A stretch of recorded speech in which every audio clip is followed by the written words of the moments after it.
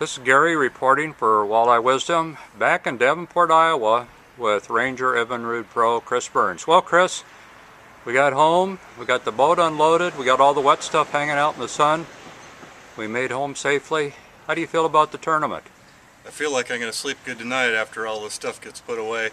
It was a good tournament. It's amazing how much I learned at every tournament. All that pressure causes you to be creative and learn for every edge and angle. You need to know every tip technique. You have to be creative, change stuff around. We had some incredibly strong winds, most of pre-fishing and the tournament. Snow, sleet, hail, 35 to 40 mile an hour gusts, so it kind of limits you on how far you can run and check all your spots. Had a couple co-anglers. That was their first tournament in the FLW Walleye. Day one was Kyle Shushar, interesting name. I'm surprised I could say it. Great kid, 25 years old, and wants to find somebody to sign up for the rest. Day two partner was also his first FLW Walleye tournament. Not a kid, but a great guy. And see, that was what, Jerry Spiegel? John Spiegel. John Spiegel. Got it right. And great guys, great fun. Wish the weather could cooperate a little better, but I'd go back and do it again. Fun place to fish. If you get a chance, head to the Detroit River and Lake Erie. Now, what was one of your primary goals coming to Lake Erie for this event? Well, my primary goal, since I have not been to that area but one time before, was to weigh a limit every day. I did that day pre-fishing, a couple days. We looked around in Lake Erie and found some really nice fish we thought we could place high in the tournament with.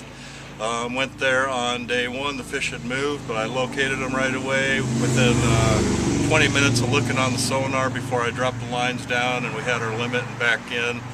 I had the motor started at 10:19 in the morning to get off that rough water. Day two, went out there, water was clear, slight wind shift, extremely windy, and the fish were scattered. Massive cold front, water temp dropped 8 degrees.